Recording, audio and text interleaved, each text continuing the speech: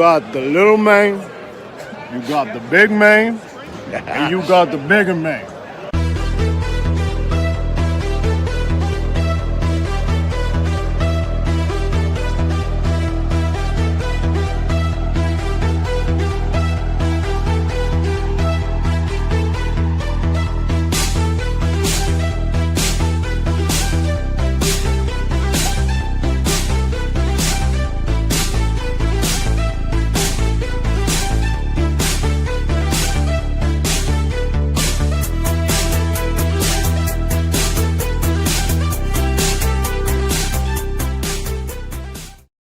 To get the extra synth riff in there now, it's because it's 4 people tonight on Nitromaniac TV's Wrestling Unlimited, coming at you live on Nitromaniac TV's Wrestling Unlimited, or streaming out wherever. Basically, we're on the Facebooks, we're on the Instagrams, we're on the YouTubes, you name it. It's kind of like Oprah's wrestling book club thing, my Bob, whatever. But anyway, I'm Kellen Nitro. Joining me tonight, as always, here on this 4-man panel, we'll go to our favorite lapsed fan, Mr. TL. How you doing tonight, sir? Hey, yo.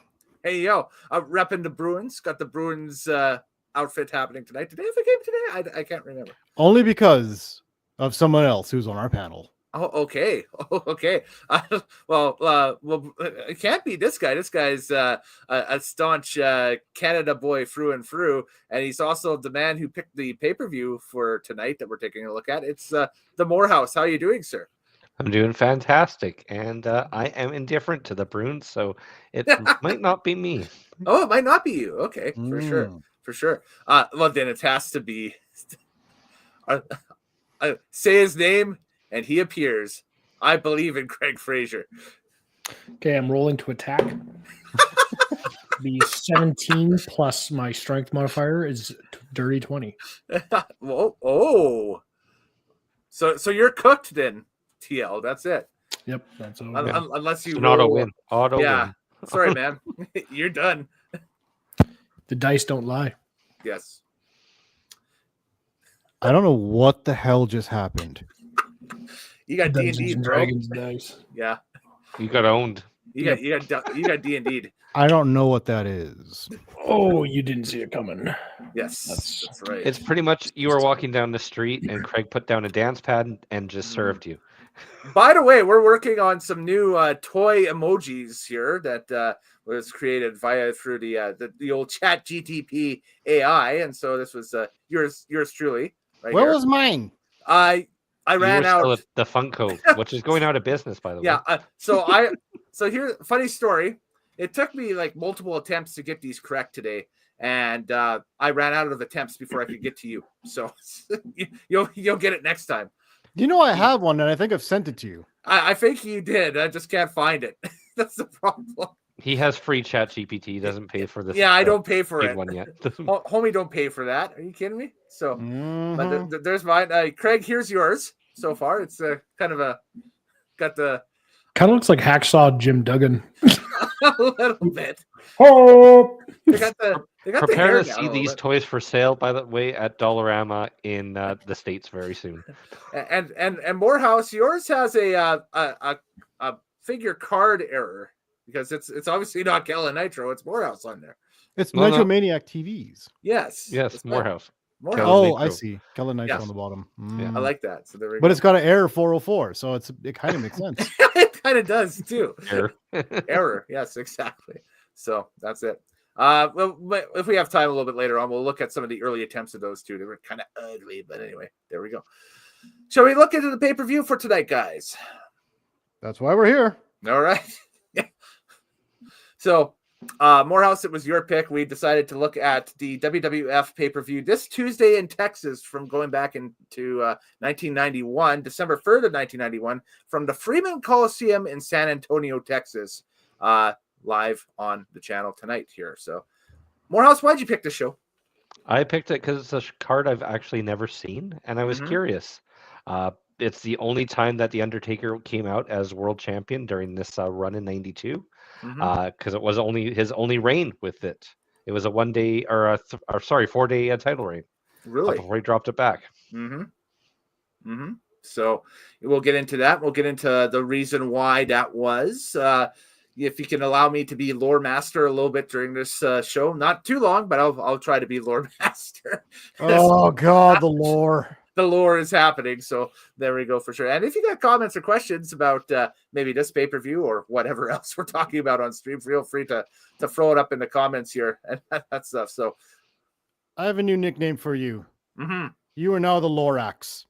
The lore. Thanks. Oh, he should grow a mustache like the Lorax. Yeah, you should. Thanks. So we'll check into we'll check into the comments here. We got some people just saying hello. So sup, Chili Bean, sup, Donnie Green, hello, and that stuff going on there too. So that's right. Donnie Bean, Chili Bean. I the Wii has deleted me, so there we go. Hey, whatever. Oh no, not the Wii. Not the Wii. The Wii deleted you? What? I guess so. Yeah. The I Wii. don't know what that means either. Are we streaming live on the Nintendo Wii? I think we are. We're on the Wii. We're on the was Wii. there a Wii streaming channel? The Wii I don't streaming know. channel. So We are 7 minutes in, and I have no idea what is happening. it's the most unhinged. Well, no, the Christmas stream is the most unhinged stream of the year. This might take the second place on the podium here. But anyway, let's look at the show going from the beginning, and we'll keep rolling along here. The show opens with a recap of the WWF title situation at Survivor Series. By the way, you can follow along too and watch this show on Netflix, as we found out earlier in the day. There's a copy of it as well. I think I had an old copy from the WWE Network that I had kicking around that I just threw on the super secret drive for the boys, but it's the same thing. It's a 90-minute show. But this opens up with a recap of the WWF title situation at Survivor Series. Basically, Hogan was doing movies, and Hogan had to lose the belt, and there was no more Warrior in the company, so they couldn't put it on the face. There was no Sid Justice at this time because he was hurt. So, what's the next option? Let's go Slaughter. for a big, scary... Not Slaughter. He had just got his Slaughter country the back. champion. Just murder him on live TV. Just shoot Hulk Hogan. Just Shoot the Golden slaughter him. Goose and be like, it's an open vacant title now. Let's have a tournament. So hey, there we go. But anyways, it ends up being an open vacant title at the end of the pay-per-view. But what are we going to do for Survivor Series? There's so many different options that you could have for the main event and everything. And so they decide, hey, we have this newcomer that we brought in as a monster heel that we can try and get some matches out of Hulk Hogan out of. Let's pair him with that. And that was The Undertaker at the time. This was probably expected to be a longer title reign, I think, that The Undertaker would have had. The problem is that they also just sniped at the same time that they pulled the trigger on this, WCW's lead heel, the Nature Boy Ric Flair. So now there is a conflict of interest. Ooh, we have the top heel from our competition. Let's put him against Hogan and see what happens. So we're still treading at this point towards the Hogan Flair WrestleMania match, but Which never happens. it doesn't happen. Yes, because right after this pay-per-view, they basically abandoned plans for it. If I'm also not mistaken, around this time there was actually some real life animosity between the Undertaker and Hulk Hogan, or this kind of was what began. Mhm. Yes, I began think it. Recently, Undertaker on his podcast talked about how this is when he gave Hogan the tombstone. Yeah. It was very, very clean. His head doesn't come even close to the Mhm. chair. You got me, And brother. Hogan pretended like he got all Yeah. jacked up about it. And The pissed off previous him. match at Survivor Series 91, that where Taker beats Hogan for the title, the finish of it is Flair slides the chair in, and Taker uses the chair or gives a tombstone on the chair with Hogan. And if you watch the video, it's a ground level shot. You can see that Hogan's head is nowhere near the chair at all. It's on the knees of Undertaker. It's on the knees of Undertaker where it should be. It cushions the impact. But for whatever reason, Hogan's like, you jacked my neck, brother. For You lost me." whatever reason? For whatever reason. He just had to drop the title to this kid who's only been around for just barely a year now. Yeah, but he's not just a kid. He's not just like some plucky upstart. He's like a 6'10" monster. Hogan, who's it doesn't matter. taken- Yeah, Yeah, to Hogan, that doesn't matter. But yeah. but even when Undertaker, I guess, backstage went to Hogan and said, "Hey, like I watched back the footage and like your head didn't even come close." And Hogan still was like, "Oh, brother, the way you were holding me, it held me so tight that I had nowhere to go." And it was just some BS excuse. Yeah. Well, Hogan still blames a lot of his back and neck problems on that pile driver. Well, he Was he did on the until he grave? died, but anyway. Yeah. He's dead now, so we can basically call out his bullshit and have no consequence, I guess. But there we go. I don't know, brother. He's too green for the belt, brother. So Better then put he it gives, back on me, gives brother. Paul White a belt in '95 with less training. Yeah. yeah, for a different company, for Vince's competition. And I mean, like, so this was like that part of that video where, you know, they popped. So Well, the Mean Undertaker Gene's interviewing Undertaker at the catacombs in Joe Louis Arena, and they pop open the casket. When Gene looks into the casket and he's just like, oh, just like, what's so Yeah. And Taker's kind of smiling. you Oh, know, yeah. it's so funny. So apparently, you know, this is the what did he call it? This was we were going to witness the burial of Hulkamania. He's And still the wig. playing. He's still playing the very much the Western style Undertaker from Yeah. 1890. Oh yeah. Yeah, exactly. This is Kane the Undertaker, just Cowboy without the name Kane. Undertaker. Yep. You know, just without the name Kane now at this point. So it's still a very, you know, childish, you know, child-friendly heel, I guess you could call it. Oh yeah, it's spooky, Era? spooky, PG Yeah. spooky. This is not the devil worshipping Undertaker we would see in 1999. No. This is, We get far better heel promos later on in this event. I yes, find. absolutely, for sure. This is just like I said, the opening video. So, Gorilla and Bobby are our broadcast team for this pay-per-view. So, gentlemen, what's your thoughts on Gorilla and Bobby? I thought this was a very underrated performance, actually, between the two of them. This is something that a lot of people forget that they're on the call for, and then are kind of pleasantly surprised when they pop this in. And I think this is something that's not going to be something that goes on the all-time top 10 list of Gorilla and Bobby, you know, calling things and that stuff and interacting, but I think it's still fairly good. I did write down that one of the matches specifically later on in the show, Heenan was very, very funny to me. Mhm. He was being very hilarious. So I thought Heenan was probably at one of his top levels. He's still in his prime right now. And then Gorilla doesn't have much more after this, I think. Mm-hmm. I was even thinking to myself watching this, I said, I don't think overall, but I think there are moments where I was like, you know, there's certain pay-per-views where it's like, I actually rather, I enjoy Heenan's heel commentary more than even King's heel commentary sometimes. Mm-hmm. But yeah, but, King just cheers the heel because he has to cheer the heel, or if it's a naked girl. Yeah, exactly. Exactly. Or there's Yeah, puppies something about. about puppies. Yes. TL, what's your thoughts on the commentary? Legendary. Yeah. Absolutely. What is there to miss here? Mm-hmm. So this is the Hall of Famers doing Hall of Fame things. I like it. Absolutely. Mm-hmm. So that's great. What's the count here? There's only like 4 matches on this pay-per-view too. So this is just a experiment that WWF at the time had rolled out. Five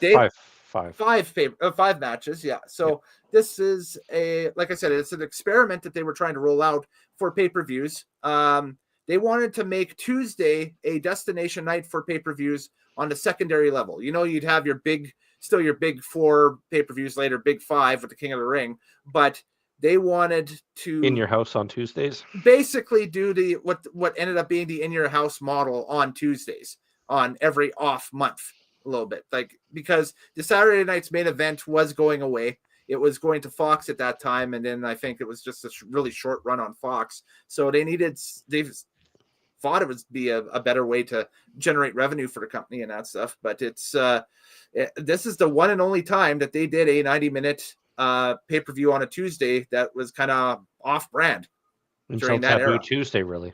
Yeah, basically. Yeah, till and that was 2004, right? So, you know, do the math there, right? So that's that. We're going to bring it in.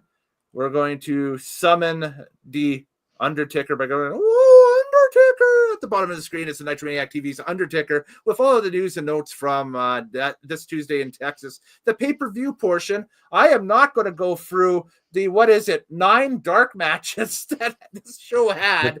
They taped matches for superstars. That they did a television Massive. taping prior to this pay-per-view. Yeah, forget it. No chance. No chance at all. They had the Legion of Doom work twice in the Dark Show, by the way. LOD did twice. Yeah, there was a tag team match for the WWF Tag Team Championship that was 12 minutes and 58 seconds with the Legion of Doom defeating the Rockers that showed up on WWF Superstars. And then later on, the Legion of Doom, Hawk and Animal defeated the Natural Disasters in 10 minutes and 20 seconds that showed up on Superstars like the week later. Episode, yeah. Yeah. So let's tape TV. You know, Lorax, you said you weren't going to get into it, and then you gave us 2 out of the 10.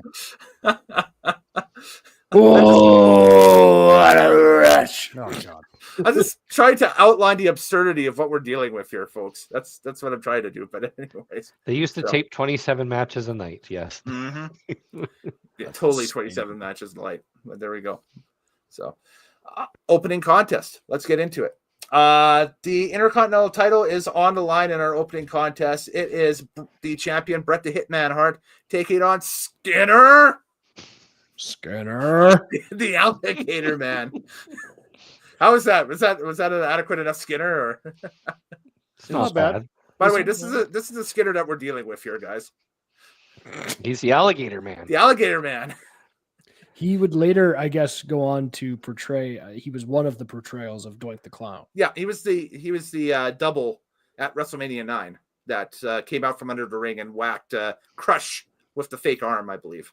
What a claim to fame. The double doink. The double Doink. The double doink, the 2 doinks with the mirror. Oh, that's great. Yeah. Did he do yeah. anything else?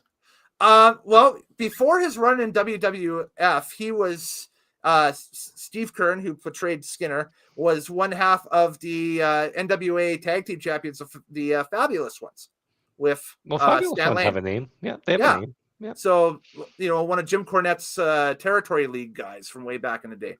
And afterwards, he became the guy that basically started FCW. I swear So, to God, that He's photo the you just showed. he's the forefather of NXT. The photo you just showed, I swear, if those guys rolled out today, they'd be called the Albertans.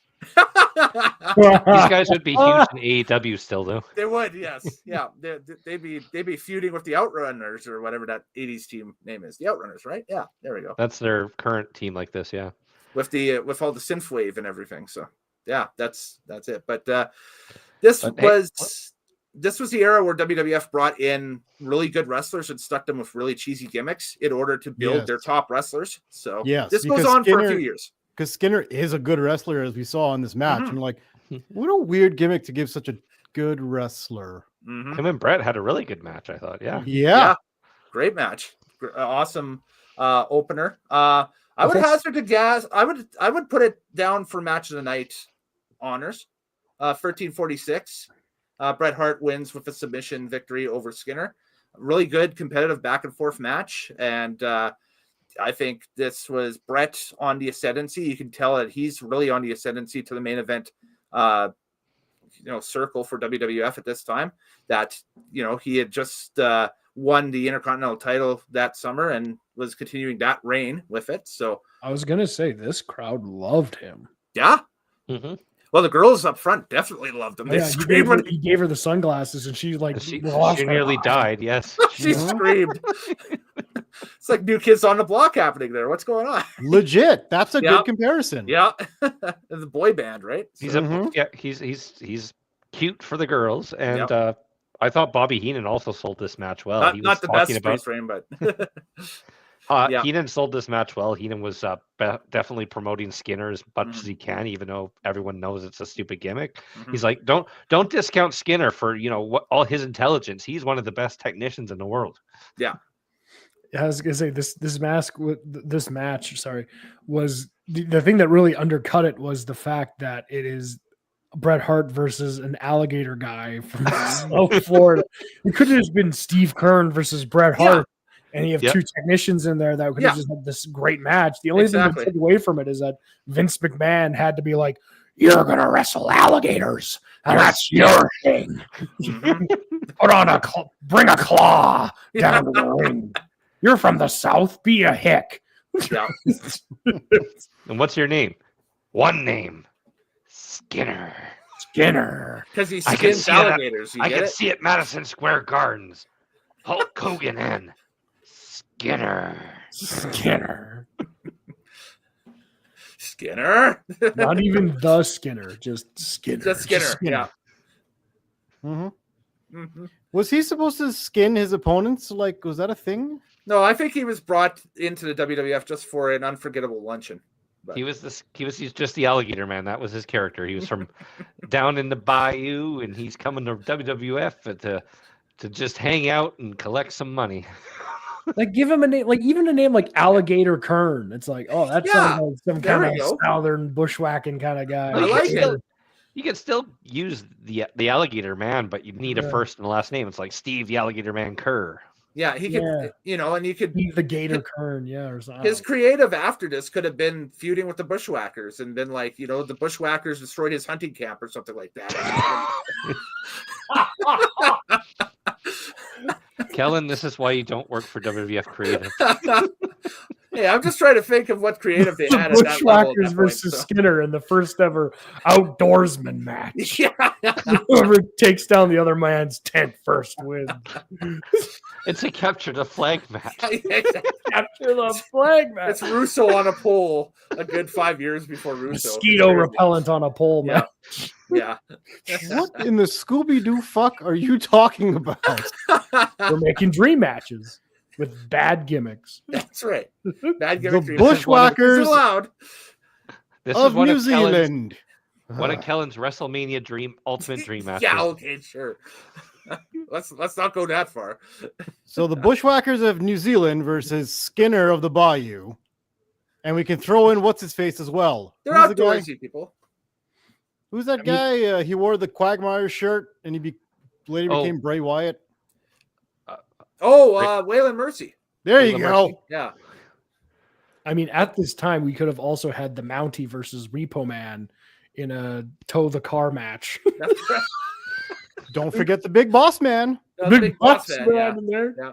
How This come is IRS American and Law Repo and Man Order, never not tagged? foreign Law and They were a Order. natural tag team. Yo, that's true. IRS and Repo Man should have been a good tag team. Yeah. Yep. So. But okay, I think we talked about it as much as we can. This Intercontinental title match. So there we We go. didn't talk about the match at all. It was I a thought it was a good great match. Go That's for it.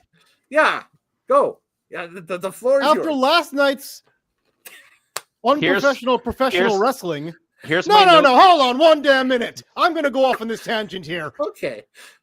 After last night where we watched punches that missed by this much, we saw Mhm. some actual professional wrestling where things were snug, Yes. where they connected, where they landed, they had impact, they had feeling. They were actually telling a story in the ring It's a great match. where Bret Hart actually works the arm for the whole match. Mhm. And then the one time when Skinner turns the tables and puts his shoulder into the turnbuckle, He into the sold that post. like $1 million. That was. I thought Brett was legit hurt on that when I. Yeah. saw And it. he I was comes like, back. "Oh." He either started it first with a shoulder breaker or came back to it later with a shoulder breaker. Yeah. One of the two, where it's like, oh, something was actually set up earlier and they came Mhm. back to it and it Mhm. came a shoulder issue. I'm like, Mhm. holy shit, smart wrestling. Mhm. Skinner himself argue was with able to do some go behinds to do a hammer lock on Bret Hart and vice versa. I mean, there's some good shit in this match. Mhm. It's just too bad that he's driving the 1980 Toyota Corolla with 700,000 kilometers on it as a gimmick. First of all, I mean, it's a Kia and he's going, "Hey!"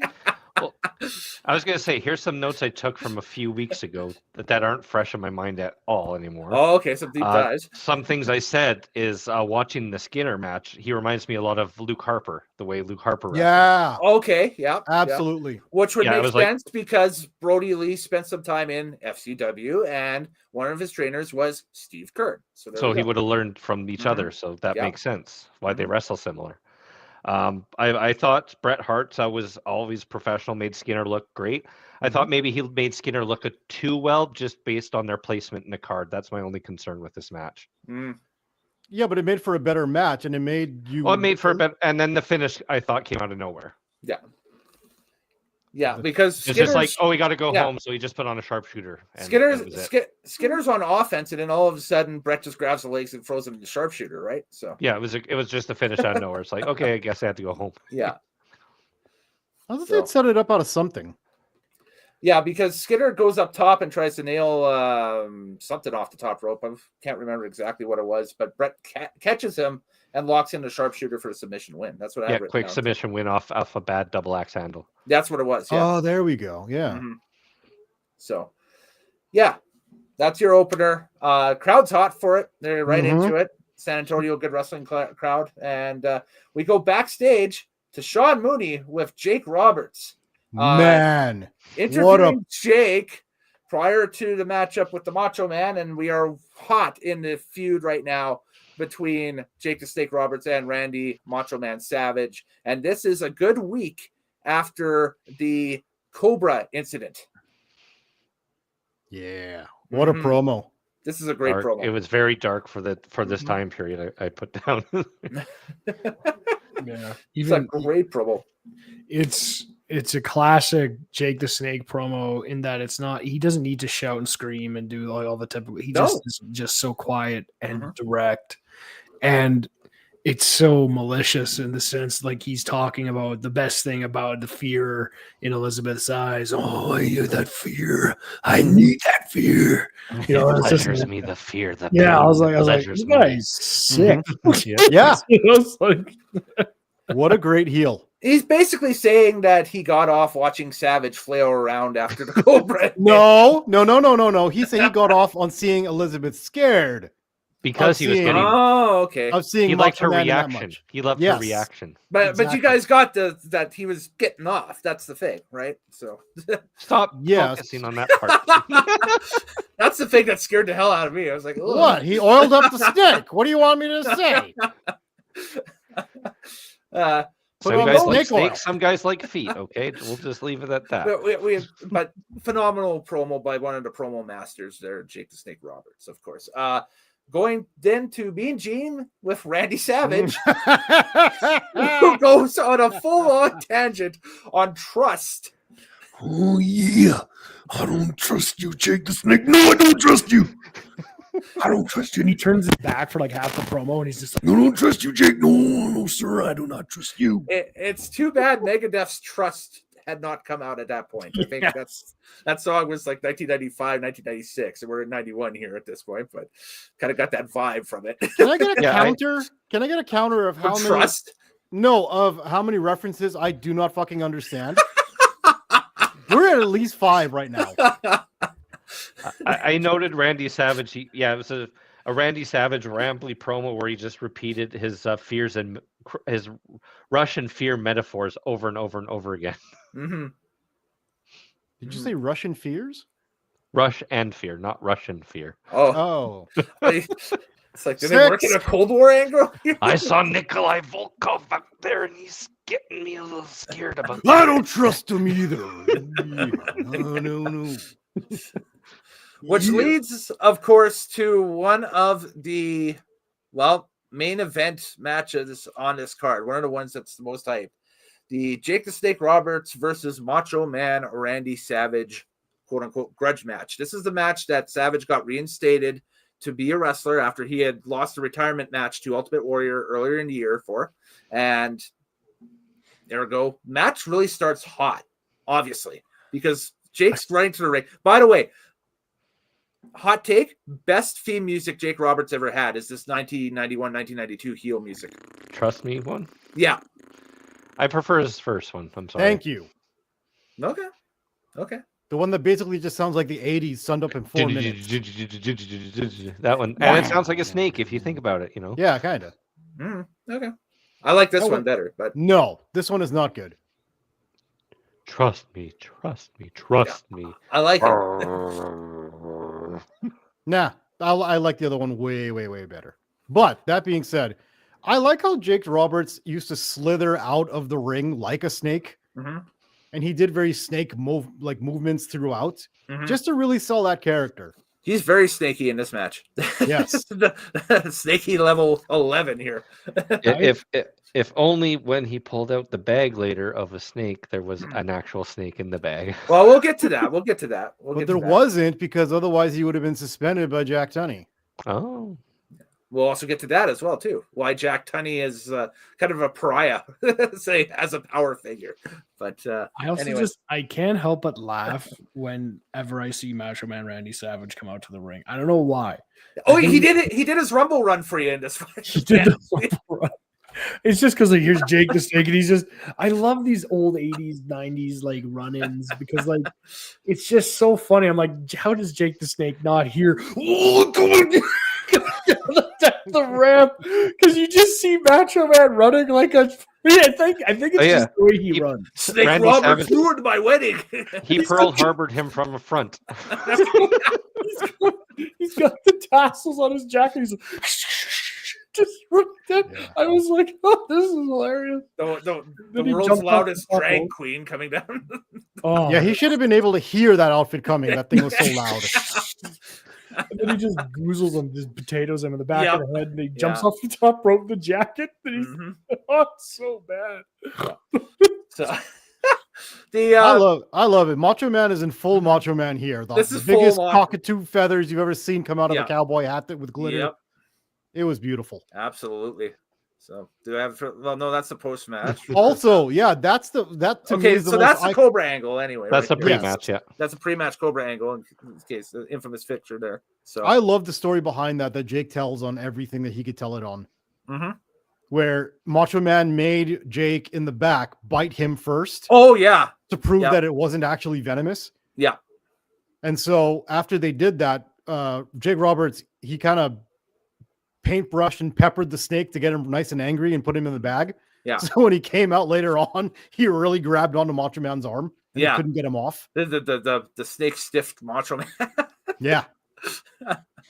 I was actually saying the gear that that's Jake is wearing there Yeah, to me We'll go is back to one of the this most iconic versions of his. Not that one. not that one, but the stuff in here. That he's wearing Yes, in the match. that's This one of Yeah. the most iconic ring gears that he's ever had. With That's the snake one he and wears boots. tonight, yeah. And he Yeah. wears this one again at Rumble 92 as well during the greatest Rumble match of all time. So it becomes his look for the winter of 91, 92 at least. And you see it in promos and stuff and everything.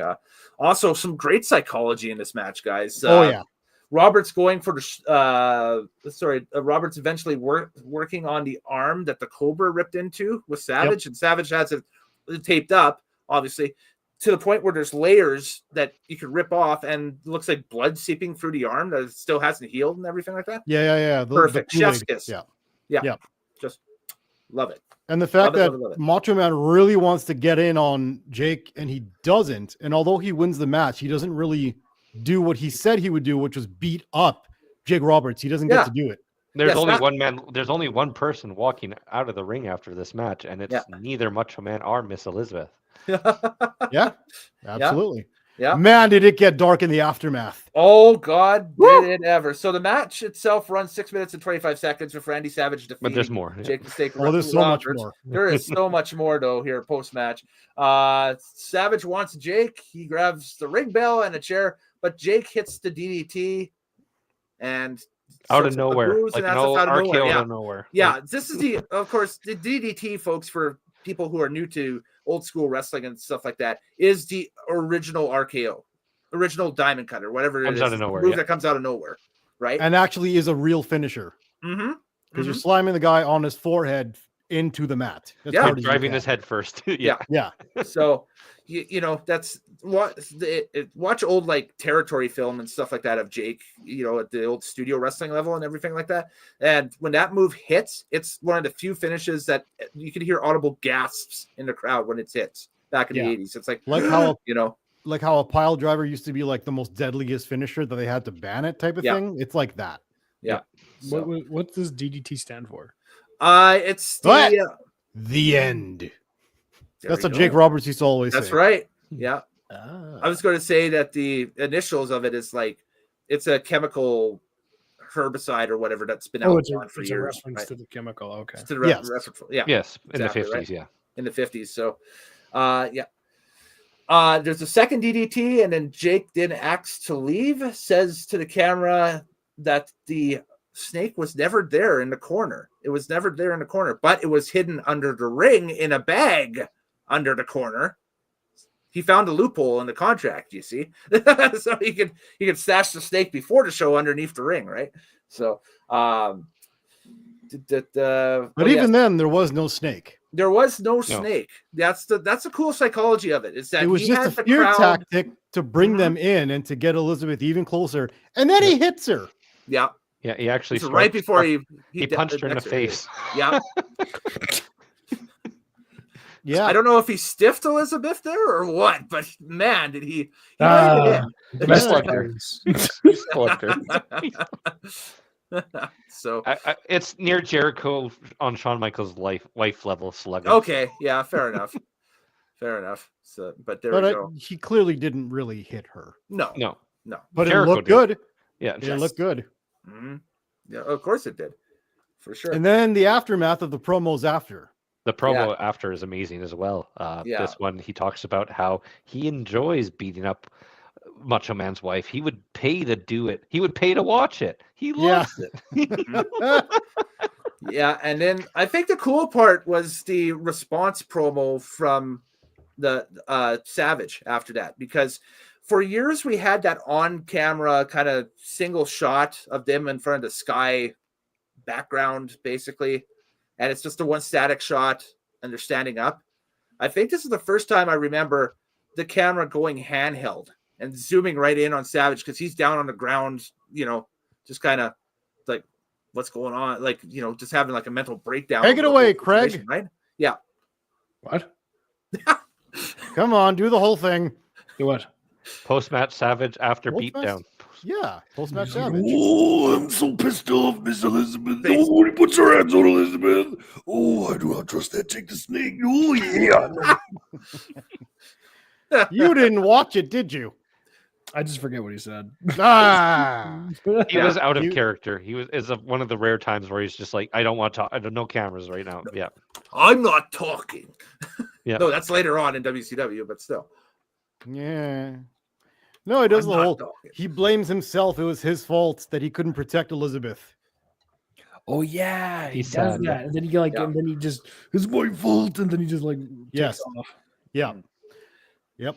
So far, we are in real time in the show here, probably about 45 minutes or so. I'm talking like on the pay-per-view or so. I'm gonna get you, Jake Roberts. Oh, I'm gonna get you. I'm gonna get you. It's all my fault. That's Yeah. what he did. Basically, yeah. It was like 3 minutes of that. Well, all we were missing was the children chanting, "It's all your fault. It's all your fault." But Yeah. so we're Gene Snitsky. yeah. It wasn't my fault. So in the pay-per-view runtime at this point, we're probably about 41, 42 minutes in, something like that. We've Yeah, had we're halfway. we've had a quality 42 minutes of this card so far. Like I'd hazard to say up to this point, it's aiming to be pay-per-view of the year in 1991 with the great opener, and then Good opener, good the and a hot second atomic match. bomb of Mhm. the Savage Roberts thing that just exploded, right? That the crowd is just hot for, right? They love it. Yep. What do you think they followed up with? don't I remember. think they're going to follow up with a WrestleMania 7 classic, Let's a go. rematch of the Okay. British Bulldog and the Warlord. You would be right, because that's what we got next. Oh, it's flashbacks to that UK Rampage show that Morehouse and I reviewed way back in the day.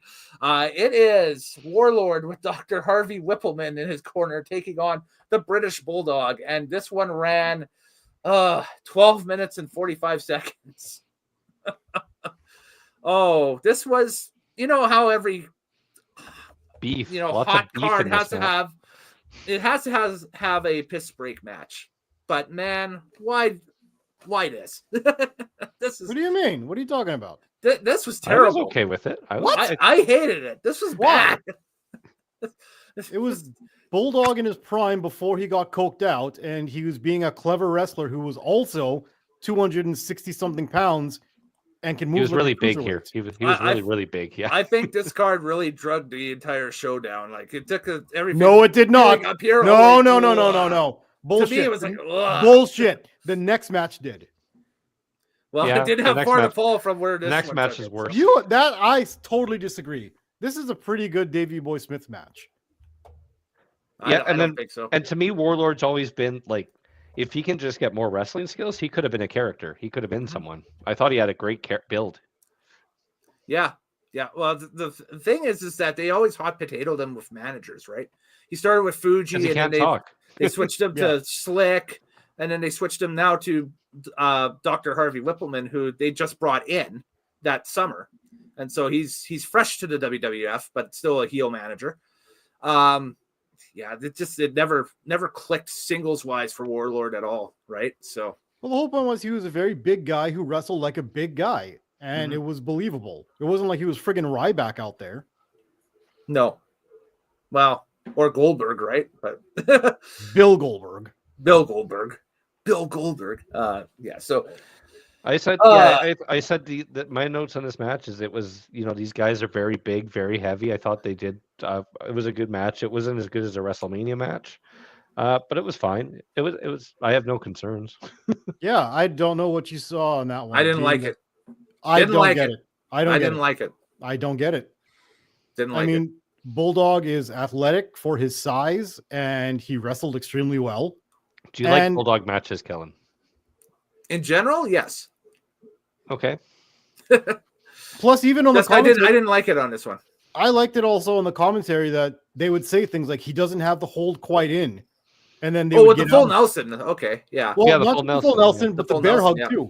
The The- bear hug okay. too. So like Gorilla on commentary, like explaining these things, and then it gives the wrestler an out to get out of the move. Makes sense. Like stuff like that, those little tiny details. I love that kind of stuff. Nah. It didn't flip any of the switches for me. I was Oh, go watch watching some it. AEW where they just bleed all over each other for no fucking reason and then kick out at 2. He wants No, to watch I another Young realized Bucks that this ladder was. match. I realized this is a product of its time. This is what was in vogue in '91 and that stuff with that style. It's just that you would come right off of like just a hot, like a really hot opener, and then a mega hot angle. This just kind of feels like it's fallen off a cliff at this point. Kellen Well- never was. To me, you were never a fan of He-Man because this match would be equivalent to watching a fight in He-Man. I never watched He-Man at all, so that's probably why. So Terrible. I was a But- Hercules boy. Hercules. Oh, shut up. You are not a Hercules boy. Love Hercules. You do not like Hercules. Hercules was awesome. You sing the song right now. Hercules. Hercules. I can't remember. All right, that works. I can go the distance. Yeah. Not that Hercules. Somehow I'll be strong. Yes. I can't believe you're going to make me break out a fun fact for this. Okay, do it. Make it so. In the Spanish translation of the movie Hercules, that song was done by Ricky Martin, which then boosted his career. Wow. Yeah, because he was post Menudo at that point, right? Yes. Yeah. So there we go. Nice. Neat. Right on. Big You money. can go and find it. The Spanish version of that Hercules song done by Ricky Big Martin money. in Spanish. Yeah.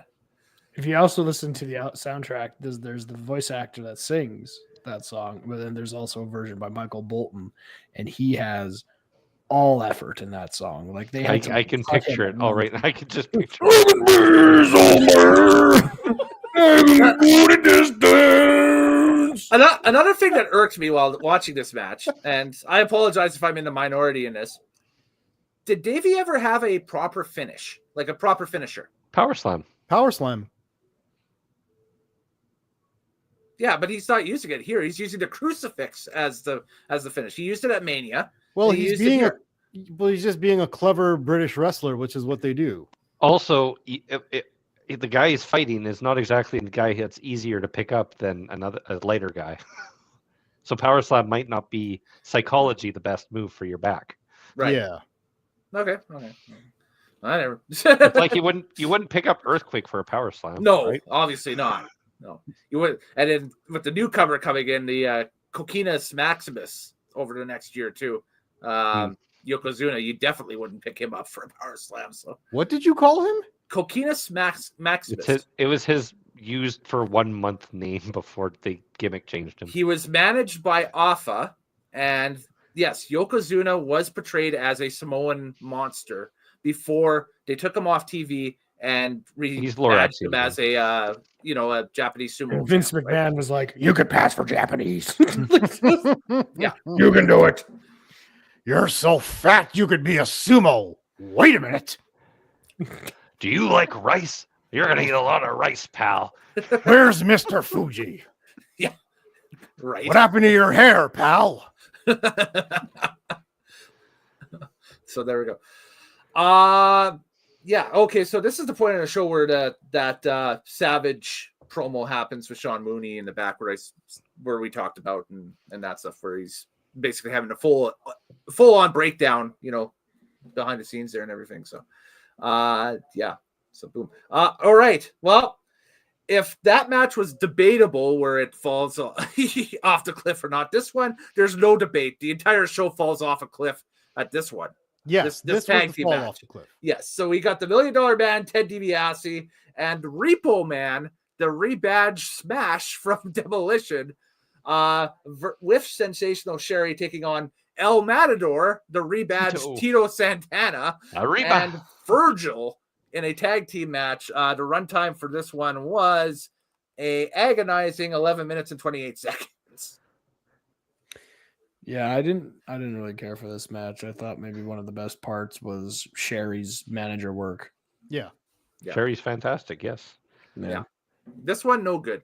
This is just it's a television match. It should have been part of the TV tapings before the Well, they show. were hoping that Virgil heat was still there, but it's gone. It's already gone. Oh, it's long gone by this point. Corral. Yeah. And then Repo Man is a D level gimmick because it doesn't have any shelf life unless you're stealing belts, I guess. The problem is that Virgil lost $1 million belt like a week before these pay-per-views happened. Yeah. So on the Survivor Series Showdown special that they had on USA to hype the Survivor Series, which was 5 days before this, Virgil lost the $1 million belt back to Ted DiBiase because the Repo Man came and interfered in the match. So this led to this tag match now where Virgil had to find a partner. He grabbed El Matador, Tito Santana, and there they are. They're in the ring. Thank you, almighty Lorax. Shut up. But anyways, yeah, so there we go. Why is Tito Santana wearing Jake Roberts' gear? Well, my question is, why is Barry Darsow wearing a tire for his entrance jacket? It's on his shoulders. Those are shoulder pads. They're tire tracks. I don't know. So to imitate the LOD, he's supposed to be sneaky radios because he's a sneaky Repo Man. He sneaks around and steals when you're not looking. Which also, that's not a Repo Man. A Repo Man's supposed to be very upfront and, hey, you haven't paid your bill, so I'm taking this now. Yes. Yeah. They basically tried to do the Hamburglar from the McDonald's cartoon. That's what his character is as Hamburglar. Yeah, literally. They should have just called him the burglar. Yeah. Skinner and Burglar. Yeah. What a great I'm going to break in again. and take Great back my wrestlers, possession crap because you gimmicks. didn't That's pay the me on WWF time. in the early 90s. Break and enter man. Break and enter, man. B&E man. He'd be always breaking and entering that guy. Oh no, and here comes the trespass. Oh, The trust. So Bobby Heenan, over the past couple of matches, in my opinion, this is one of the better stretches of commentary you'll ever hear from Heenan, especially during this match. He's That's the because only there's thing nothing to watch. Yeah, he's the only thing keeping this watchable at this point. also, was it my imagination? Was the crowd really, really hot for Tito Santana? Because Texas. It's Mexico. Texas, and he had just been reintroduced to WWF TV at that time too. He took some time off after Mania, and they came back. This is his new gimmick that now he's a bull matador. That's right. Which is hilarious because he's still Tito Santana, and I think Gorilla calls him That's the Matador, Tito Santana. Yeah, So they Which- still call him by his original. Same with that happened with Texas Tornado as well. Kerry Von Yep. Erich. Yeah, Kerry They Von called Erich. him Kerry Von Erich as Yeah. well. which I am surprised. I looked at this entire card front to back here. Kerry Von Erich was not part of the TV tapings at all. Kerry Von Erich was not part of this pay-per-view. Was this after the car crash? This was no, this was late 91, so he was wrestling with a prosthetic, but he was still on WWF cards. Oh, weird. So Lost trust somewhere. Yeah. yeah, maybe, I don't know. Maybe he was just, unfortunately fighting his demons at that time and that stuff or whatever. But you'd figure you'd have, a Von Erich on the show in Texas. That Well, emanates out of he Texas. only passed a year after this, so February 93, right? So yeah, still so a not bit even of- 13, 14 months. Yeah, not Yeah. that long. Yeah, I don't know. It was weird. But anyway, 11 minutes 28 for this thing. Again, I would have taken this thing off and put one of the matches for the pre-show on there. I'm gonna be honest. Put Ric Flair beating Roddy Piper in that spot. Yeah, that would have been better. Because there's a pre-show match. Ric Flair beats Roddy Piper in 14 minutes and 30 seconds because they had kind of like a sub feud happening. That sounds like a good match to put on. Right? Better. This A lot match better. should have been on the pre-show. In fact, you know what? Virgil That's what I'm stinks. saying. I'm saying it. How do He you better- spell man? He You better spell not be. man. VIR. What? GIL. VIL. He better not be in the Hall of Fame. I swear to God. No, I don't think he is actually. He No, never should he be isn't. inducted in the Hall of Fame. He's the definition of a not Hall of Famer. But They'll- then they'll- Coco Beware is. They'll induct him because they run out of people to induct one year. And they'll be Oh, like, "We're gonna induct God. Mitchell." He should never be in the Hall of Fame. Him and like Ahmed Johnson should Well, never they'll induct be in him the Hall too. of Fame. They'll come up with some reason or something like that. Like Ahmed Johnson was a very influential wrestler for the WWF Pre-attitude era. in the pre-attitude era. For wearing 9 shoulder pads on his arm or elbow pads. He If was you watch- jacked. He Uh, had muscles. If you quick aside, if you watch Ahmed Johnson stuff from that Global Championship Wrestling that predated his run in WWF, he's basically Sabu. It's crazy. Like the dude is like doing like topes and dives through rope and all sorts of junk. The Ah. suicidal Ahmed Johnson. Yeah. It's unreal. It's Going through crazy. tables. Ahmed Johnson doing a shooting star press into a shining wizard. Yeah. And it was He just looks So- at the camera and goes, "Cocaine's a hell of a drug." basically right. I would have sold a Rick James gimmick. Okay, so well, Danny Murphy.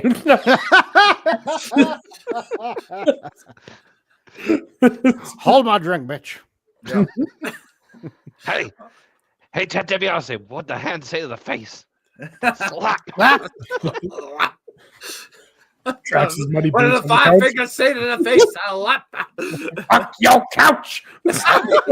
Come on, man. I wouldn't mess up a guy's couch. So anyway, Vince McMahon got this new couch. Yeah.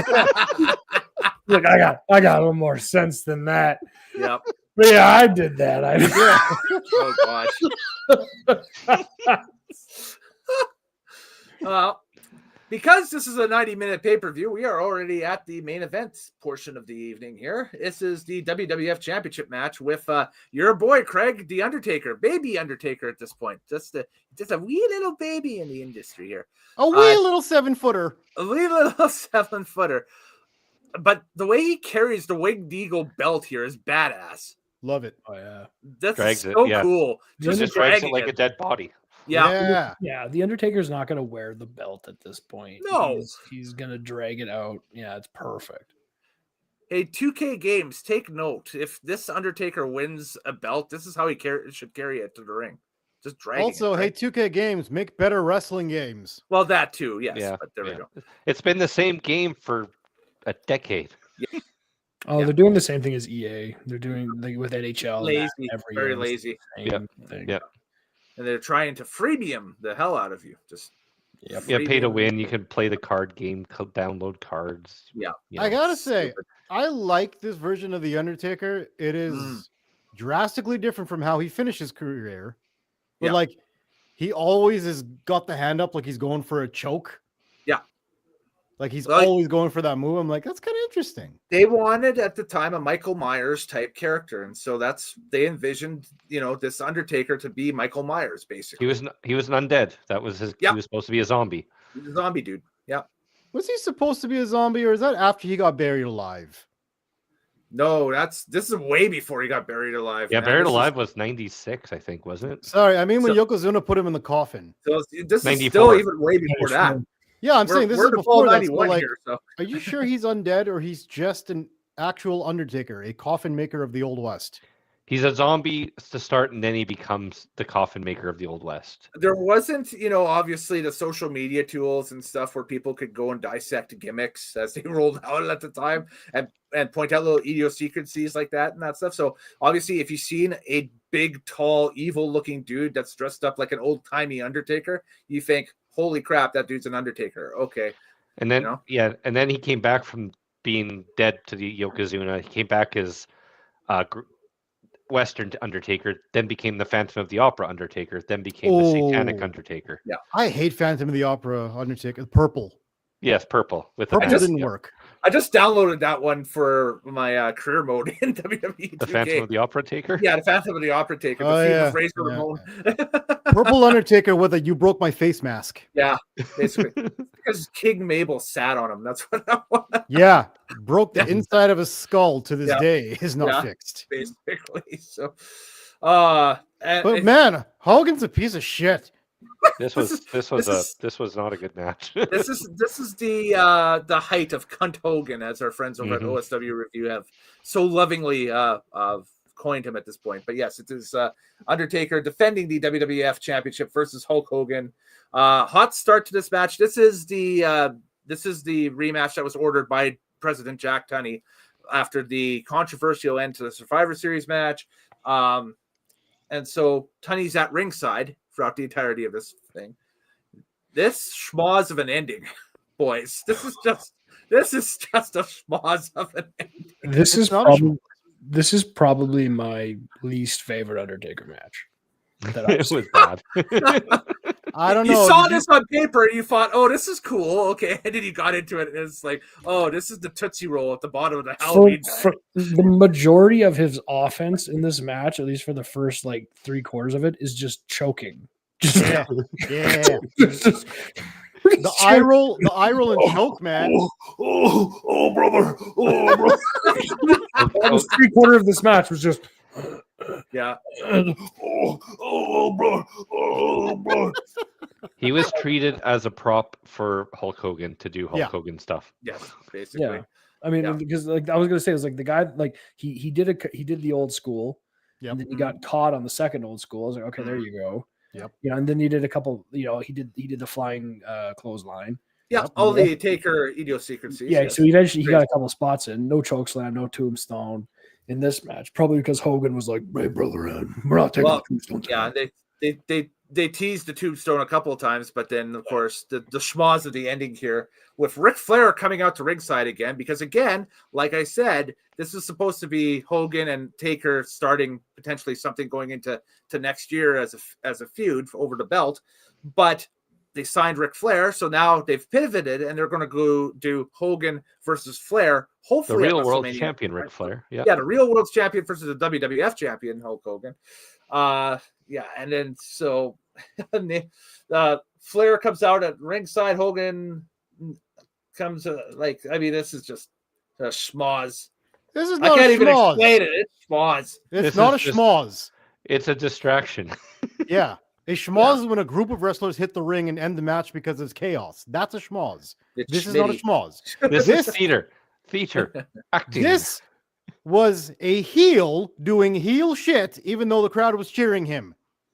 Yeah, that's another weird thing too. Like, the Because crowd- Hogan takes a chair and hits Ric Flair with it, which then topples over Jack Tunney, the president.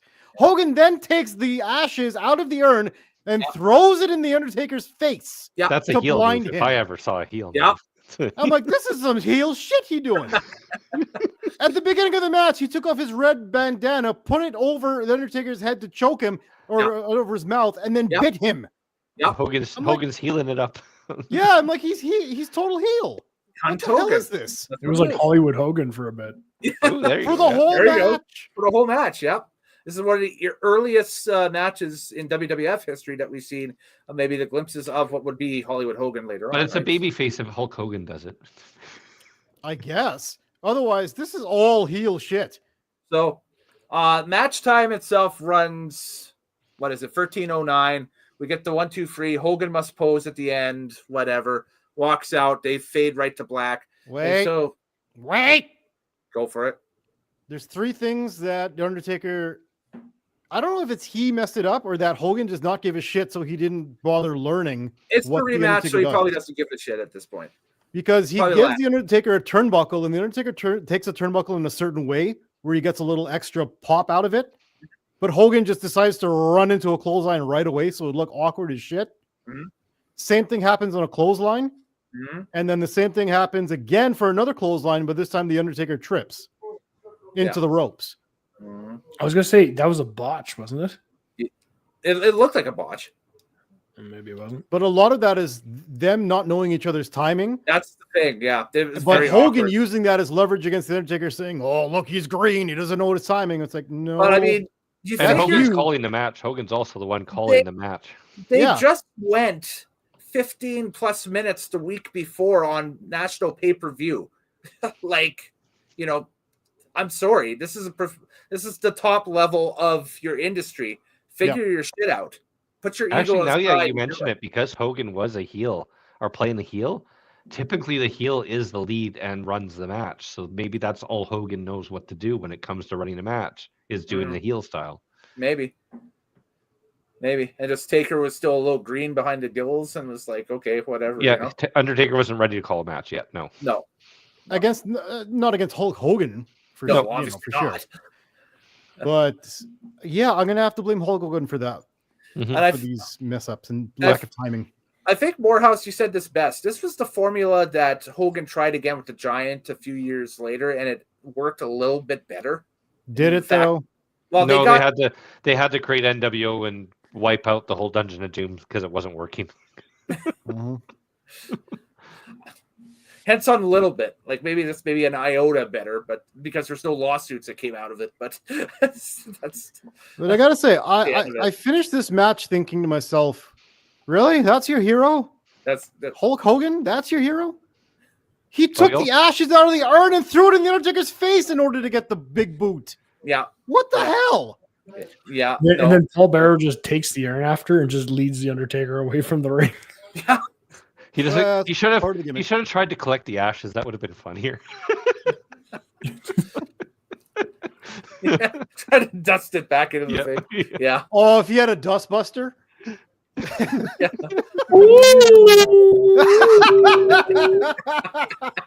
And he's making the noise.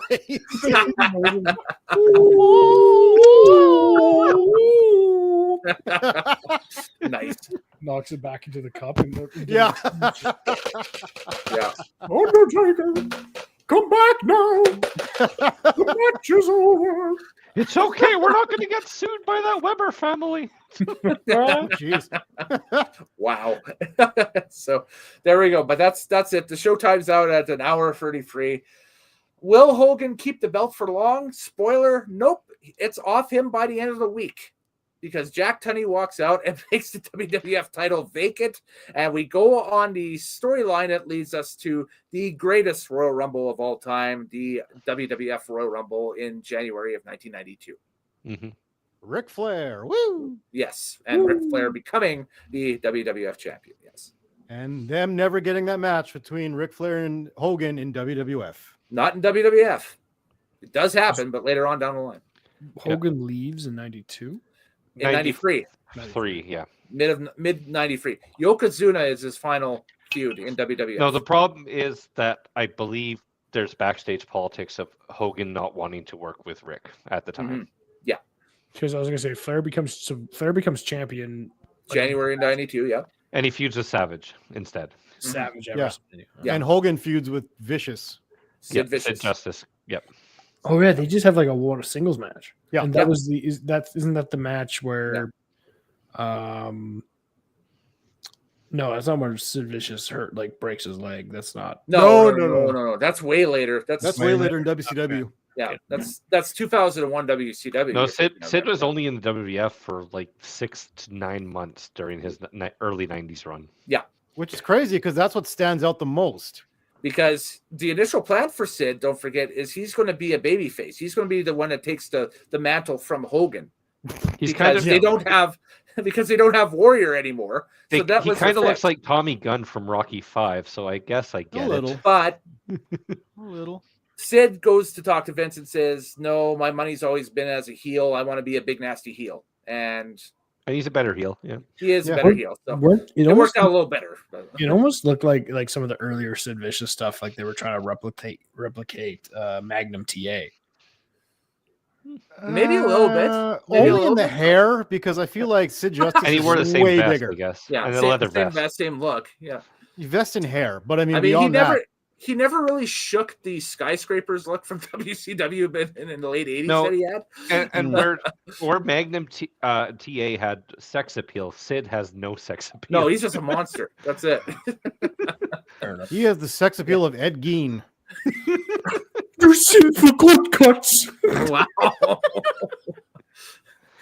Netflix Now reference I'm video? just thinking about those ashes or Ed Gein's that he's wiping. Mother. Oh, these are the ashes of Ed Gein. Mother. It was never revealed whose ashes were in the urine, wasn't it? Yeah, it was. That's always it's the Hummer of the early 90s. Exactly. It was Ed Gein all along. Ed Gein all the time. So, all right. Well, I live in an urn. wow. All right. Well, as we try to put this back on rails here, it's time to rank this pay-per-view out of 10. Mr. TL, you go first, and we'll go around the horn clockwise. I think this is a 7 out of 10. Okay, fair enough. I think we have a really good beginning, which then peters downwards. But Mhm. in overall, 5 matches, 90 minutes. This is a good watch. It is. It is. There you go. So there we go. Morehouse, what you picked the show? What's your ultimate ranking out of 10 for this? I thought 2 of the matches were excellent. Mm-hmm. 2 matches were and then 1 match was average. So with that logic, I'm going to go 6-7. 6-7. Oh, I can give you a 6.7 out of 10. I'm going to leave now. 6-7. Yes, there we go. Craig, what do you think out of 10 for this thing? I think the 5 matches go excellent, great, good, fuck. So I'm gonna go. It went backwards. It was a I'm gonna backwards go. build. I'll still give it a 7 out of 10. I enjoyed watching Bulldog and Hart and Taker still, even though it's my least favorite Taker match I've seen. You know what? I got to say, the worst Taker match is still going to be him and Bill Goldberg in Saudi Arabia. I Is that better than him and Gonzalez? I haven't seen that match, so maybe if I watch that match, maybe that takes. The Giant Gonzalez one at Mania 9 is pretty bad, but I mean, Yeah, that one Yeah. too. That's a bad match too. But the Goldberg one at Saudi, when both of them are well past their prime, yeah, it's Yeah, they knock each other on their heads many times. Mhm. That's an ugly watch. That's a hate watch, man. That's Yeah, even I wouldn't hate watch that one. And I put Yeah. Over the Edge on my list. Mhm.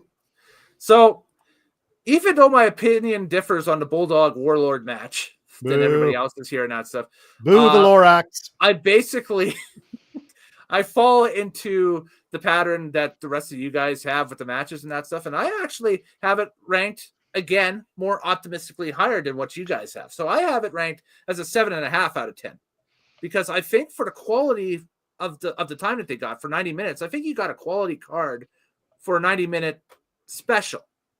Now, whether this is a full pay-per-view or not, could be debated. I know that This they was were more experimenting- entertaining than Survivor Series last night. Absolutely. This was more entertaining than the Survivor Series that was held the week prior to this card. This is the better card, yes, absolutely. But it's it's they were experimenting with a new format, pure and simple here, and it's one that they don't revisit obviously until 2004. So obviously they shelved it right after. But this was again, like I said, because Saturday night's main event was going away. They wanted to do something for secondary pay-per-views and start that process. So they figured, well, let's go on Tuesday nights once every 4 months or something like that with a 90-minute pay-per-view. And this eventually morphs into the In Your House. So, by the way, if we ever get like Nitro Maniac merch, I do want a shirt that says "Boo the Lorax."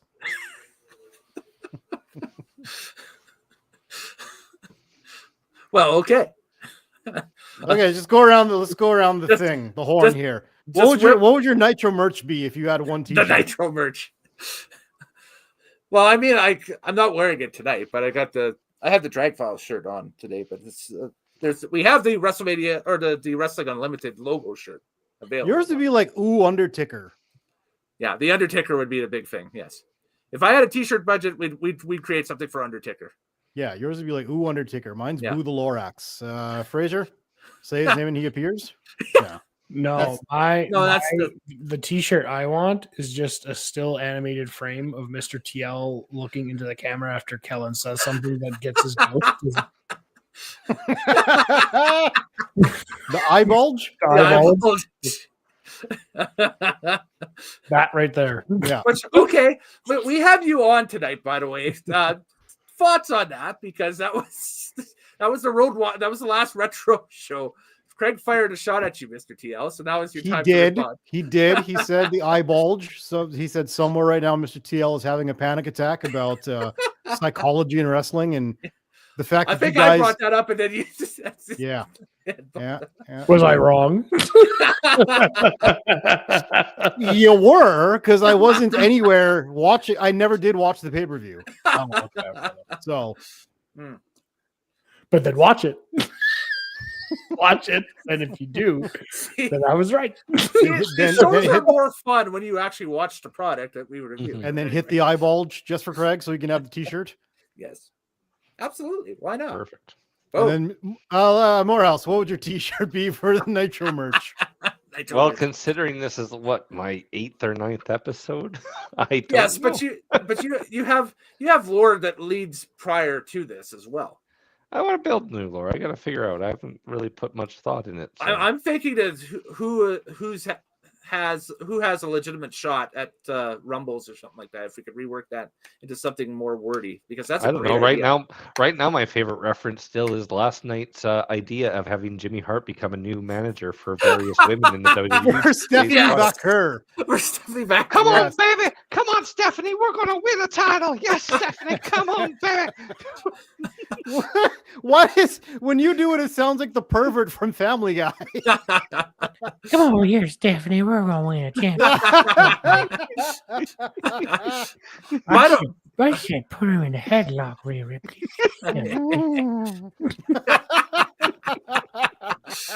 By the way, we have a development on that too. We saw this you guys posted it up in the in our little Discord chat and that stuff. So we'll share it with the general audience here. Apparently, WrestleCade, it's like a huge wrestling fan convention in the Southeast that's held every year. And whoa, did I just do the thing? Hang on here just a second. I hit a button and that was it. We're gonna continue. He's frozen.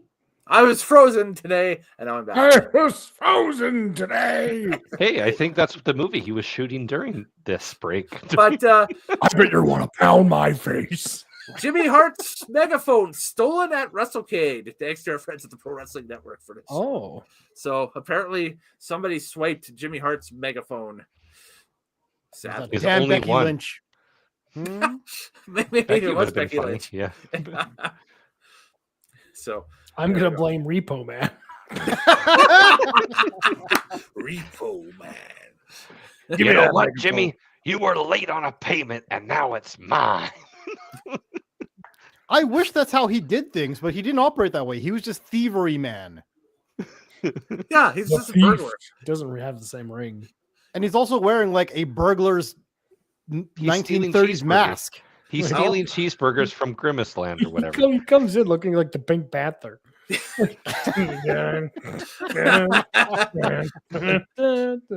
Or no, Did he have a lasso or a chain or something? He had like a rope. Phantom. He has a rope. Oh. He has a rope. It's his rope. Yeah. Why does a reap? Oh God! So I he don't think it strangles was a his noose, victims. but I think he's got a rope. Yeah. He was Hangman Adam Page before he was Hangman Adam Page. Yes, Repo Man. right? The Repo Man. Good Lord, man. This is just, again, great.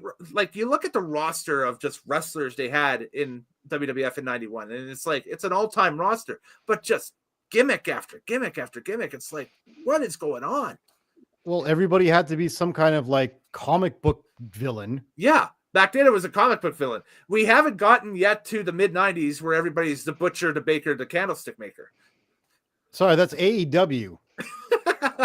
No, They- it's yeah, like mid They '90s. do have two WWF. characters that played a librarian. And they went over some sort of feud over that. I remember that. Yes, yeah, for sure. But yeah, I so think, there I it think- is. I think maybe WWF finally went too far when they tried to debut Kane as an evil dentist. Dr. Isaac Yankum? Yeah. This is at Hey, the same time too that you had Man Mountain Rock, who is a big like hair metal dude. You No, had The not the centaur. What's the opposite of a centaur? Mantor. Mantar. Mantor. That's where they Half took it too man, far. half bull. But it's not even a Mantar, it's a Minotaur. Yes. But they called half it man, Mantar? half tar. Mantar. Half man, half God. tar. He's Mantar. Half man, half Tar. Mantar. Tar. He's Mantar. Let's see if we can bring up a photo here for Craig, because Craig's new to the game here, so we're gonna. But I do love Dentist Kane because the only way that Oh, Jerry Lawler perfect. could beat Bret Hart is hiring his dentist to beat him up for him. God damn it. It's so stupid. I know. You see? It's like, fuck off, Vince McMahon. Like, at some moments you're like, yes, amazing promoter, changed the game of wrestling, but also like, fuck. But also Son Repo of Man. the Stop. He came out with- Remember they had a character called the Goon who wore like a New Jersey Devils outfit, including He was a skates. he was a hockey player who was a wrestler. yeah. Yes. Yeah. Yeah. It's And because he Bill Irwin, who was like one of the bleed heels in world class in the '80s, was one of the best or one of the big wrestlers that they signed in the '90s to help elevate stars and that stuff. And Jim Cornette goes into great detail about it. But yeah, you couldn't wrestle under your previous gimmicks, obviously in WWF. So they just You know what we everybody had need? to have a job. So You know what we need? We need Duke the Dumpster Drosse. that's man. There he is. There's Mantar. Oh, Mantar. no. Yeah. Yeah. No, it's like where the wild thing should never have been. Do you have a photo of him without his entrance gear? on? There are a few here. I'll try and grab one here. They use That was that his to make entrance gear. That's his entrance Yep. gear. Yeah. That's his entrance gear. I thought he wrestles and, with and it. actually, smoke comes out of the nose too. Yes. So they were imitating Vader with that I because was gonna Vader say- had the Mastodon helmet in WCW with the smoke. But So he that was takes their it answer off. to that. So did Yeah. Vader. Yeah, but No, no, it works in But Japan. Mantar doesn't. yeah. Like, I thought he mixed- wrestled with that thing No, he on his did. head. No, he took it off. He does have. He doesn't wrestle with it on. Yeah. That's what I'm right. trying to get Kellen to find I the don't other. remember photo. his head I looks have photos. The problem is that they're like web piff and AVIF files. They're not JPEGs or anything like that. So Yeah, back I got try Reference number 10 of things I don't understand, you just said. that's full. It's the You internet, drop the baby. GIF into the JPEG and it That's makes the what I'm move trying to say, file yeah. turn Ah, into Word. Damn it. you gotta say that like Bill Cosby. We don't think we found birds out there to the JPEG. Cosby, back into your cell. Back into your cell. Please back. By the into way, yourself. your Bill Cosby sounds eerily like John Madden. zip zop zoom bop. Well, if he gets the ball from the quarterback and he throws it to the wide receiver in the end zone, it'll be a touchdown. Touchdown. That's what I feel like when I pick Ask Madden. I'm like, okay. So apparently this is on sale on Redbubble if anybody wants it for a T-shirt or a decal or something like that. But yes, There's there we go. Mantar's. That's out of outfit. Mantar's. Oh, wow. They really did try to steal Vader and do it awfully wrong. Mm-hmm. That's bad. Yeah, Man Tower. Mantar. And Jim Cornette was his manager. Oh, God. Oh. And that was a last second decision too, like literally last second. They were like, Cornette's just laughing at this guy going through because his head, that buffalo head, It made smiles. Like there's a little it's- smile on it too. It's cute. it made it so the dude who's 6'6" naturally looks like he's 7 feet because it adds an extra 4 or 5 inches on top. And so he's trying to get through the curtain with this. But he has to bend down, on. yeah. And so Cornette's laughing at him, to which Bruce Pritchard points at Cornette and said, "What are you laughing at for? He's your guy. You're going out with him." And you what? Yeah. And so Cornette leads this monstrosity to the ring. I'm not going out there with that stupid fuck. We've got Mantar. He's like, he's my man, but you're Half the man, ones half dumb tar. enough It's to Mantar. book this. It's weird how much he looks like a 97 Buffalo Sabre logo. the black Yeah. Buffalo Sabres jersey. The black, silver, it's the and red. Mantar jersey now. I will. Yeah. I can't unsee that now that you've mentioned that. I see it in marquee WrestleMania. Mantar. Versus Skinner. Right. Let's see how well you skin mantars, alligators. Oh, Special guest referee, a burglar. well, tell the Undertaker to rest in peace, here. Would it be great if you tried to get him to go against like the snapping turtle and wolf from Teenage Mutant Ninja Turtles? Yeah. That's what also kind of felt like with this costume. Which honestly, that is one of my favorite villain reactions of all time in any movie. Is when he realizes that they got a wolf pup and a baby snapping turtle. baby. Oh, yeah, there it is. The gargle yell. You got it.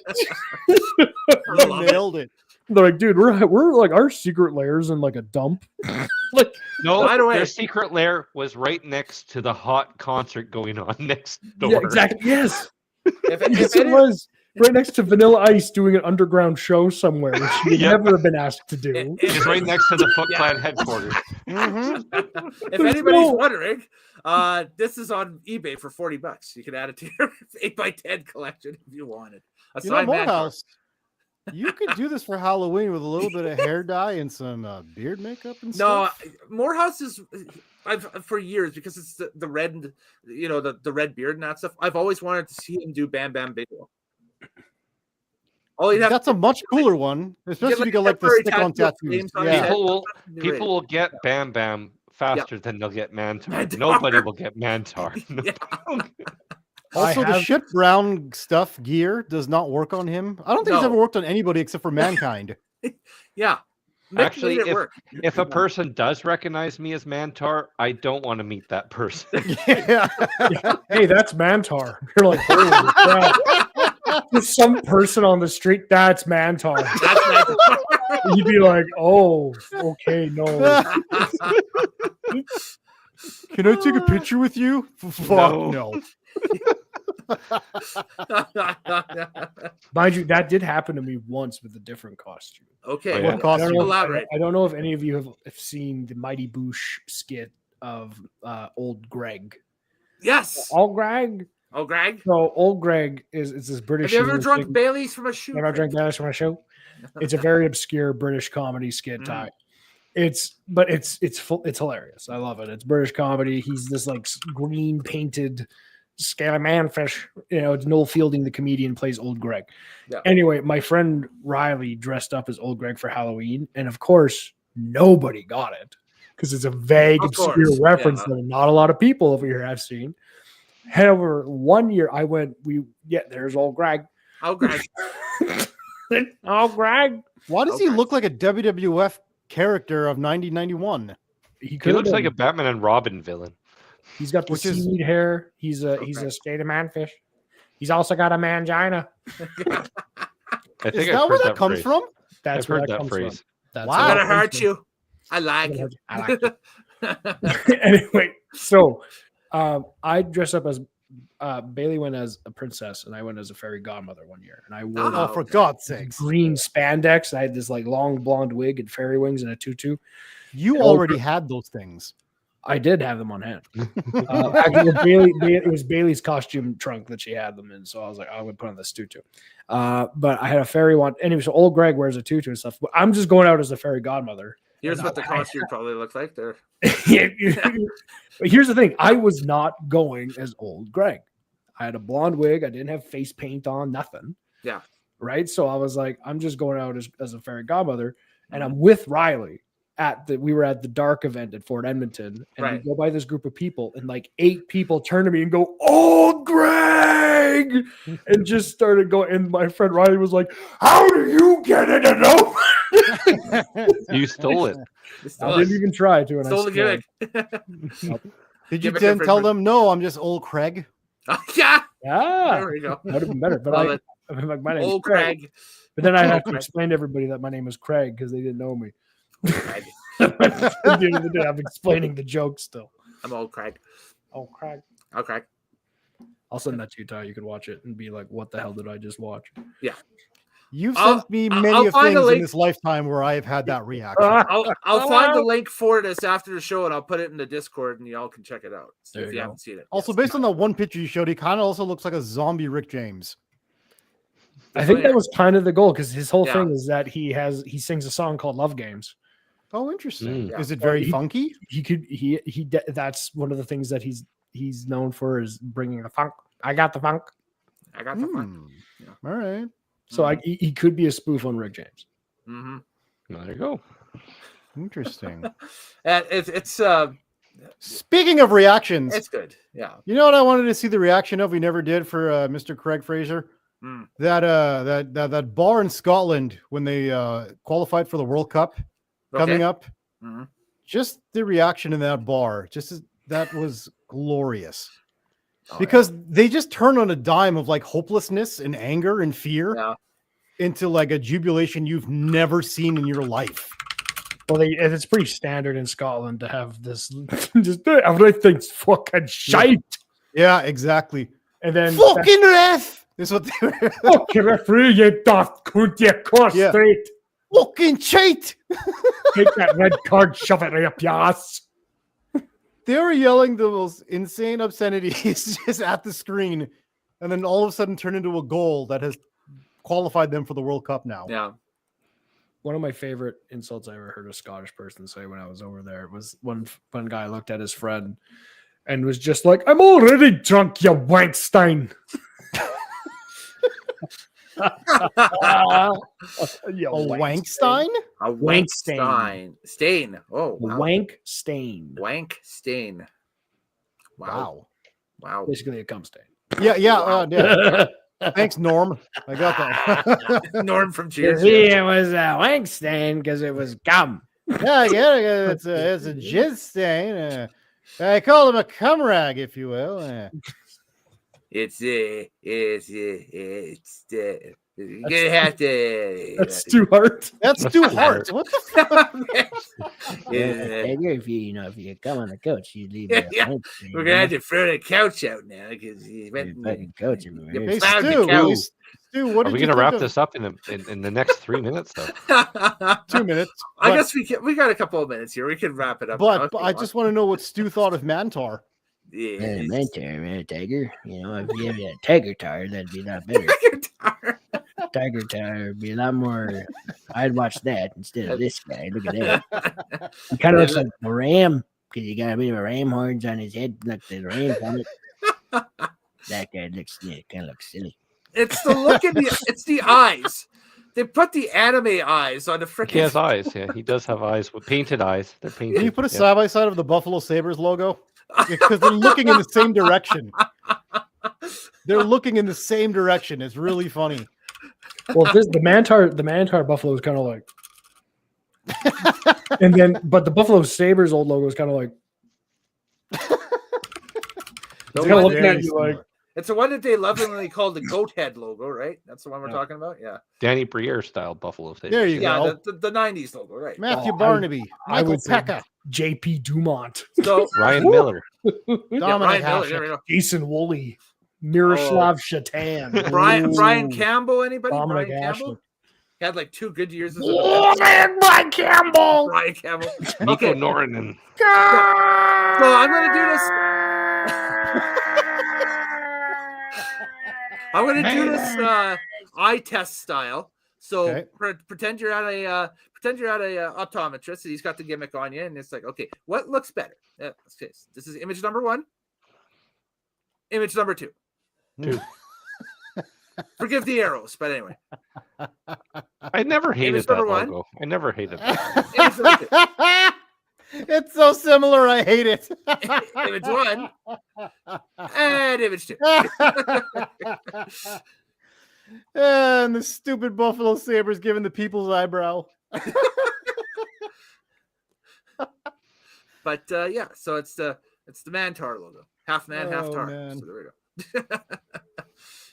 That's it. So anyways, let's go to wrap this up because we just broke the 90-minute mark here, but yeah, it was worth it to get it in. So if you have a show you'd like for us to review and interrupt the wheel, because it's going to be my choice next, the way the wheel has ended up. Did you choose it yet? I have not. No, Have I'm you going to thought take some about time it yet? No, I'm gonna have some time to sit Ah. down and think about it, because not only do we have I have my normal day-to-day stuff here this month. It is the month of Christmas starting up here in about 6 hours or so. And we have a Christmas special here coming up on the channel that we always do every year, that I got to plan out and try to organize and everything. So that's going to be my next priority. And probably the next time you see us will be that.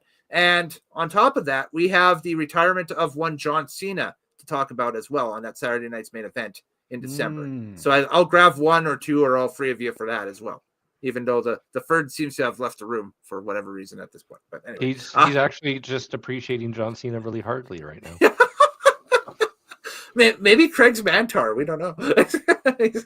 I've always thought so. maybe we blew his kayfabe.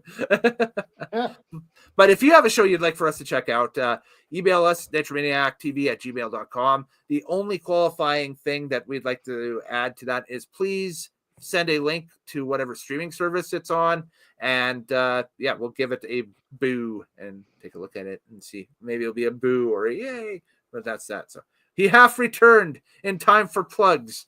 So Craig Fraser, go ahead and plug away, my friend. Plug, plug, plug, plug, plug, plug, plug, plug, plug, plug. DarkAscensionLarp.com. DarkAscensionLarp.com. Nothing happening right now. I'm not LARPing. But people can sign up, right? You psychopaths. I'm not. Yes, you can come check us out. Join our Discord. Yeah, there we go. Our first game's April 18th next year, but we're excited to go into season 5, 5th season. It's a pretty Season big 5. milestone for LARPs. Season the 5th. I love Season it. the 5th. Oh, yeah, there we go. That's right. And Mr. TL, where can they reach you? At TMLOUTNN, hit me with the hashtag Triple H is a racist. Oh, that's right. That's the thing you're trying to get going. Yes. Yes, yes, it is. There we go. So that's going to be his thing in 2026. So yeah, Craig, I don't think you've seen this. The whole reasoning to TL's gripe here is in the Survivor Series. The entire Booker T angle. Okay, that too. There you go. That too. That too. But yes, go ahead. Yes, but there we go. Yeah. So that's that. And Morehouse, you're still kind of interloping and trying to figure your stuff out. So I got you. I don't hang out on the socials, but you can catch me here. You can catch me there. Yeah, you can catch come me on in. everywhere. Do it. So for sure. tinyurl.com/NatureManiacTV. Pass the link around, get people to subscribe. December's a busy month for us, so we'll have a ton of content coming your way. Especially, you got to catch this Christmas special because it's easily the most unhinged 2 hours of stuff that we do all year because there's no agenda whatsoever. It's just whatever. It's like if the company Christmas party you've gone to went completely south, right? So, especially when Craig Fraser breaks out the kilt. Do we have to bring that out again this year? Every year. If you want to. I mean, like, it's completely up to you. Or we can all go as Mantars. Oh, we could start a Christmas Mantar thing. So let's envision quickly. Let's envision this with a Santa hat Yeah. for Christmas. festive. And we can put Christmas lights around his neck. That's going to be our new Christmas tree, isn't it? Yeah. Who It's wants like- to put the belt on the Mantar? On the For Mantar. Christmas, it's the Festus Mantar. I think Craig is putting. Oh no! There we go. He has some fur. He has some fur. So What's happening? I think he's trying to. Oh my God, what's happening? He's trying to create the costume right trying now to create live. the costume live on. So I wish I could do picture in picture. I think this is the closest we can get here, folks. But I can't hear you guys. That's all right. there's a reason for that. This So- is one of my helmets. So Craig, you're the LARP expert. How many HP would the game masters and that stuff assign to Mantar for a battle? Well, here's the thing. By our game rules, you would probably have. Well, I mean, he's got a fur layer on the torso, so I'm going to give him I'll give him a 1 for that. Okay, yeah. If Yes. he wore this outfit, He's got, he's kind of transfers to his upper arms. I'll give him 1, so we'll count him 3 on the body plus a helm. So he's going to have 4 armor points atop of his base. So if he has the fortify skill, which you can buy with XP, then he will be at 6 hit points. okay. But does his no protection hurt him? Like he has no armor whatsoever on the bottom half. Well, of the it. fur layers we give 1 HP on the torso for that. Okay. Yeah. That's where I calculated on him. So maybe actually, you know what? Now think about it. If he's a 1 on the torso, doesn't count on the arms. He has a natural immunity to the knockout skill. And yeah, so I'll actually, I'll give him with a fortified base, I'll give him 4 hit points. So would the average LARPer be able to kind of conquer this creature quite easily? There's no 4 hit points. If he gets hit 4 times with a stick, he's down. That's it. There we go. He's incapacitated. He has no defense. So there we go. Yeah, But he's immune to concussions. Well, he's immune to the knockout skill, that's for sure. So you can't knock him out. We do have a skill in our game. If you go up behind somebody and they don't if they don't see you, you can hit them from behind and go knockout if you have the skill and they're knocked out. folks on the Vertical, if you're watching this on Vertical right now, are getting a real treat because it's like the 3 of us, and it looks like Techno Viking has joined the Oh chat. shit! So- Can I actually pull out a different mask that I have recently? Yeah, go for it. Hold on. We got a little bit of time. Oh, this is As very he main does cost. that, I need to Uh-huh. ask Lorax a wrestling question. Oh my goodness! Right. Players until next year, but hey. Yes. Okay. There we go. So we're getting a sneak peek here. But anyway, go ahead, TL. Lorax or the house, Hmm. what event did Miso take on Kawada in '94? What was Ooh. the actual event? That Because all I can ever find is their single match. I don't know what pay-per-view that came off of. was it an All Japan card or were they It was both All Japan. It was It's still All Japan. Okay, They so didn't. All Japan at that time. Fine. Do a Google. I'm not familiar with Sawa that, so versus not much. Kawada, right? Is what you're Yeah. looking for? What the hell? Cowhead. Yes. It's Alf. It's an elf head. It's Okay, yeah. it's the cousin. It's the cousin of Mantar. This It's It's Alftar. It's Alftar. instead of the cowboy from Half hell, it's the elf, cow from hell. Half I'm a bull. I'm a bull. I am actually going to call this character Michael Jordan. Oh, it's a gonna go bull. with Scotty You're feeling serious. You can cue the Alan Parsons project now. He's a little Scotty Pippen in there. Actually, this is a character. Dennis Rodman. I don't think any of my LARP players are going to watch this, but this is a mask I'm going to wear as a cult leader in a game next year, Ooh. and I'm Nice. going to do a deep South Creole. I was gonna say maybe like a deep south or like even a Texan Oh, accent. yeah, you better believe I'm going to do that voice. What's Does the cult everybody in leader's your- name? Aw. Mantar. Make Got sure the whole world in his hands. make sure you work at a yeah like Hogan did on this. John Yeah, what Cena. was that? That was him imitating ZZ Top Okay. Uh-huh. Oh, because oh, ZZ yeah. Top has the song what is it, Lagrange, and they go nya Yep. nya in it. Oh yeah, we totally bypassed that Hogan did a promo in that event because fuck it. Who It cares? was just a standard Hogan It was a promo. standard Hogan Mean Gene promo to type the thing, right? So Well, you know something, Mean Gene. nya. These Undertakers are driving me mad, brother. So to answer your question, there are several Kawada Misawa matches. Never mind. So earliest looks like July of 93. Then there's one in June of 94. And then there's another one in 97 in June. So Never mind. You're going to have to do a Google. There's a whole Reddit on it too. So I don't read it. I think my webcam's dying, so it might be time to bail out for the evening. So, but anyway, thanks a lot, guys, for joining me as always. We'll catch you guys next month sometime. Watch the channel for announcements on the Christmas extravaganza and or the Saturday night's main event post show that we'll do after John Cena's final encounter. I think that's on Saturday, December 13th. So we'll try and get something for that. Oh, too sweet, too sweet, too sweet. It's getting closer. Too sweet. You better end this. It's getting me.